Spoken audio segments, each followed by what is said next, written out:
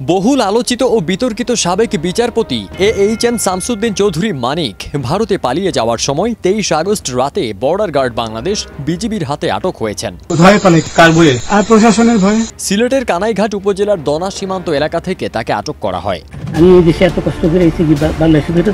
2012 সালের শেষের দিকে বিচারপতি থাকা অবস্থায় বিমানের বিজনেস ক্লাসে সিট না পাওয়া নিয়ে শামসুদ্দিন চৌধুরী মানিক একবার লঙ্কা কাণ্ড বাঁধিয়েছিলেন। সেই ঘটনায় বিমান বাংলাদেশ এয়ারলাইন্সের ঊর্ধ্বতন কর্মকর্তাদের বিরুদ্ধে আদালত অবমাননার নোটিশ জারি করেছিলেন তিনি। পরে বিমানের তৎকালীন ব্যবস্থাপনা পরিচালক সহ 4 জন ঊর্ধ্বতন কর্মকর্তা হাইকোর্টে শামসুদ্দিন চৌধুরী মানিকের বেঞ্চে গিয়ে নিঃশর্ত ক্ষমা চেয়ে নিষ্কৃতি পান।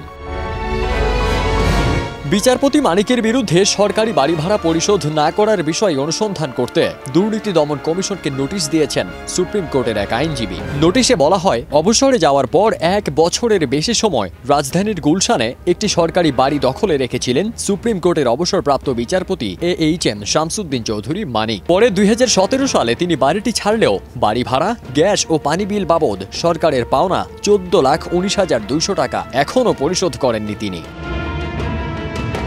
1996 সালে আওয়ামী লীগ ক্ষমতায় থাকার সময় শামসুদ্দিন চৌধুরী মানিককে ডেপুটি অ্যাটর্নি জেনারেল করা হয়। তিনি শেখ মুজিব হত্যা মামলার আইনজীবী ছিলেন। আওয়ামী লীগ সরকার ক্ষমতায় থাকার সময় তাকে হাইকোর্টের অস্থায়ী বিচারপতি হিসেবে নিয়োগ করা হয়, কিন্তু 2001 সালে বিএনপি ক্ষমতায় আসার পর সে নিয়োগ স্থায়ী করা হয়নি। 2009 সালে আওয়ামী লীগ ক্ষমতায় আসার পরে শামসুদ্দিন চৌধুরী মানিক বিচারপতি হিসেবে পুনর্বহাল হন।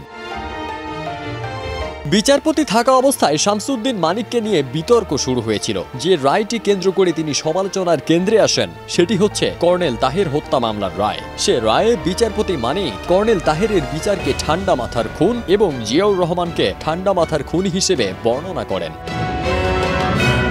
ফারদিন সানি, দেশ রূপান্তর।